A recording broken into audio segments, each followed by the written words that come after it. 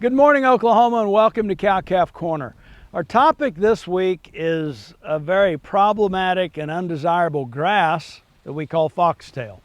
And it's interesting that this spring and summer in Oklahoma, as we've had an unusually high amount of moisture for the most part, and some unseasonably cooler temperatures up until July, that it seemed to be pretty favorable conditions for foxtail to actually be more competitive than Bermuda grass or some seeded in improved forages in a lot of cases.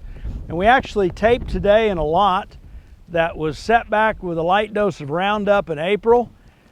We have a Bermuda grass stand underneath this. We came in and no-tilled some sorghum sedan, followed that up with an application of 2,4-D in later May. And actually, in the past 6 weeks, we have seen foxtail overtake this and actually outcompete Bermuda grass and the sorghum sedan that was seeded in. So what are we talking about when we get into foxtail? And we address some of the ways to try to control it.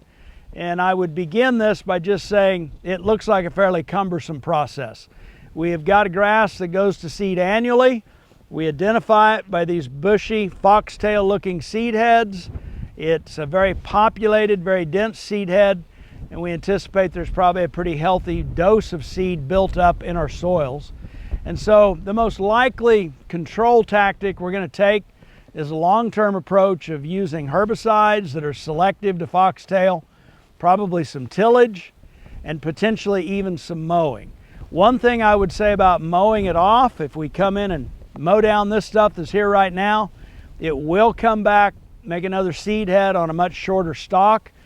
Mowing alone is not likely to be that successful. We're going to have to incorporate in some tillage, some herbicides, and take a look at a long-term plan here to potentially exhaust the seed bed that's setting in the soil. One of the issues, we say it is a grass, therefore normal broadleaf weed applications we would do on pastures is not going to kill this particular grass. And so I would encourage producers, inspect your pastures, see if you've got an issue. If you got a small infestation, you can probably spot treat it.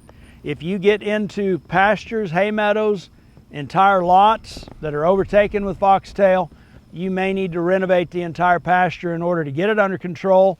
Take a look at your hay and your hay meadows.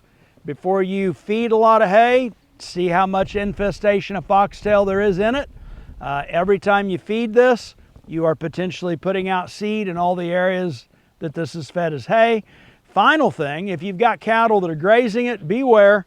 These little seeds are going to be in their feet, they're going to be in their hair coat, they're possibly going to pass through their digestive system. That process could take 2 to 3 days, but that seed is going to come out the other side viable and potentially going to go to seed on you later. I hope you don't have any foxtail, but if you do, it is something that is good to get under control and problematic to have in pastures and hays. Hope this helps, and as always, thanks for joining us on Cow-Calf Corner.